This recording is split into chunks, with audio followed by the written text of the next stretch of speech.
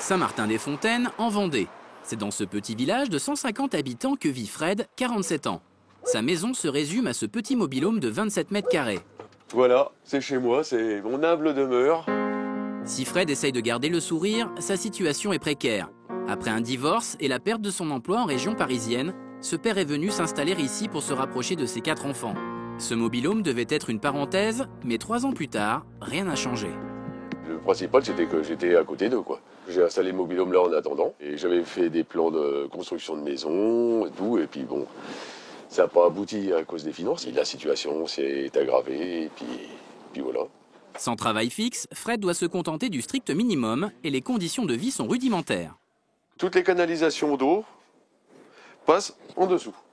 Donc l'hiver, quand il gèle, eh ben, c'est gelé. Donc il n'y a plus rien. Quand c'est comme ça, on revient à l'ancienne. Donc on va chercher de l'eau, on pose la jerrycan, on chauffe l'eau sur le gaz, et puis on se lave au lavabo, comme ça, et on s'accommode. Mon ex-femme comprend très bien, donc quand c'est grand froid, elle garde les enfants chez elle. Autre inquiétude, pour se chauffer l'hiver, Fred n'a pas eu d'autre choix que de s'équiper de ce poêle à bois. Un mode de chauffage strictement interdit dans un mobil-home, et pour cause. C'est que du bois. Donc ça, il suffit que ça tombe au sol, c'est du plastique, ça prend feu, il n'y a plus rien. Comme lors de ce terrible fait d'hiver en novembre 2011, où un père et son fils ont perdu la vie dans l'incendie de leur mobil-home. Ce drame a été un électrochoc pour Bernard, le voisin de Fred. Salut chef. Ça va? Ah bah oui.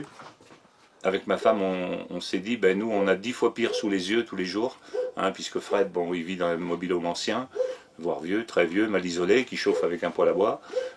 C'est vrai, quand on savait qu'il avait ses 3 gamins, on n'était pas complètement tranquille, quoi. Ce céréalier à la retraite décide de passer à l'action. Son pari est un peu fou, offrir une vraie maison à Fred pour Noël.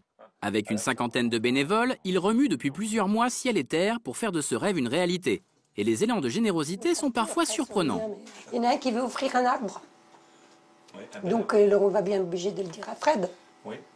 Et une personne qui veut offrir, un peintre qui veut offrir une peinture. Aujourd'hui, Bernard rend visite à un menuisier. Comme beaucoup d'artisans de la région, il a été touché par l'histoire de Fred. Il va donc lui offrir le revêtement des murs de sa future maison, un don de plus de 4 000 €. Parce que nous, on est comme ça, quand quelqu'un a besoin, on est là, on essaye d'être ici, dans ce monde de brut, comme on dit si souvent.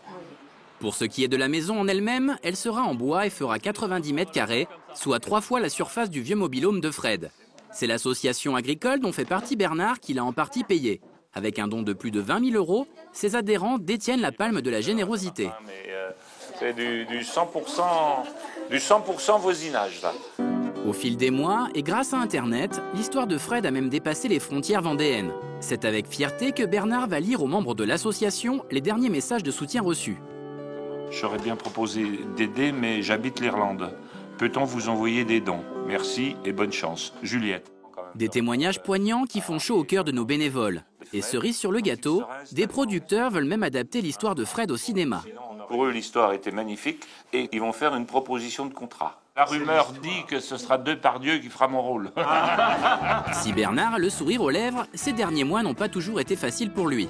Je pense que ce sera celle-là, la porte d'entrée. Celle-là, ce sera la porte du cellier. Entre formalités administratives et tenue des travaux, ce retraité se bat au quotidien pour pouvoir tenir les délais. Une vraie cause contre la montre, surtout pour la livrer pour Noël. L'objectif, c'est qu'il ne passe pas ce 4e hiver dans ce foutu mobil-home, quoi. On a mis beaucoup de temps pour avoir le permis de construire et on rentre dans une période où, vous voyez, on a de la pluie, donc ça nous gêne un petit peu et ça nous tracasse. Malgré ces aléas, Bernard n'a jamais perdu espoir et quand on lui demande s'il est fier de participer à une telle aventure... C'est pas de la fierté, c'est du bonheur pour les autres et puis... contente de toute l'équipe qui a suivi. Pour donner un toit à Fred et à ses enfants juste avant les fêtes, une équipe de bénévoles se relaye sans cesse sur le chantier. Un mois après le lancement du projet, les fondations sont déjà installées. C'est Pierre, Paul, Jacques, François ou les autres qui, lorsqu'ils ont quelques minutes à prendre sur leur temps, eh bien, ils viennent donner un coup de main, demander comment ça se passe, voilà quoi. Ce n'est pas une surprise, Fred sait exactement ce qu'il attend. D'ailleurs, il met la main à la pâte. tout se précise bien, tout le monde se coordonne et puis non, c'est hâte de la voir monter et puis surtout voir la tête de mes enfants quand ils vont la voir vraiment monter, quoi. La nouvelle maison de Fred est construite sur le même terrain que son mobil-home. Cette terre, il l'a achetée quand il est arrivé ici. C'est son bien le plus précieux. Pendant que l'on finalise le montage de l'ossature, Bernard vient vérifier l'avancée des travaux. Bon, si tu vois des petits défauts, Fred, c'est le moment de le dire. Il n'y a pas de défaut, C'est énorme, énorme. Il a fallu 12 semaines pour construire la maison. Le pari est réussi pour Bernard et les nombreux bénévoles. Fred a un vrai toit pour Noël. Et puisque c'est un petit événement dans toute la région, c'est entouré de nombreux journalistes qu'il reçoit officiellement les clés de sa nouvelle maison. Bon Fred, je te remets les clés de ta maison. Ta belle maison. Disons, d'autres maisons. Ouais. Bravo. Grand merci. Parce que je ne sais pas si moi, personnellement, j'aurais réussi à faire ça. Dernière touche finale, la pose de la plaque d'entrée. Et cette fois, c'est la marraine du projet, Nathalie Renoux, qui s'y colle. Il se trouve que je suis vendéenne. Du coup, on m'a appelée en me demandant d'être marraine de l'opération. J'ai trouvé ça magnifique que des gens soient solidaires d'un voisin dans le besoin, dans la précarité. Et puis, j'ai dit oui tout de suite, spontanément. C'est avec beaucoup d'émotion que Fred fait le tour du propriétaire à son plus grand-fils, Alexandre, et à sa belle-fille. Le coin salon, salle à manger et au fond la cuisine. Là où c'est que je pourrais quand même recevoir mes enfants. La chambre à Julie, qui sera là. Ah là, normalement c'est ma chambre. C'est un lit pour 2 personnes, c'est étonnant, dites donc, toi qui es tout seul. Ah bah oui, tu Dans cette nouvelle maison d'une valeur de 120 000 €, Fred dispose de 3 chambres, d'un double séjour et ce n'est pas tout. Radiateurs, équipements sanitaires et décorations, les bénévoles ont pensé aux moindres détails pour que ce père puisse enfin accueillir correctement ses enfants. Moi j'aime bien le salon, la couleur claire comme ça. Ça donne des idées. Comme s'installer ici par exemple. Les clés maintenant. Non, l'autre. Avec cette maison, Fred va pouvoir démarrer une nouvelle vie. Une seconde chance qu'il doit à tous ceux qui l'ont aidé et surtout à Bernard. Entre les deux hommes, plus rien ne sera jamais comme avant. Bernard, c'est pas qu'un voisin. C'est un deuxième père, un copain, un ami, surtout un ami.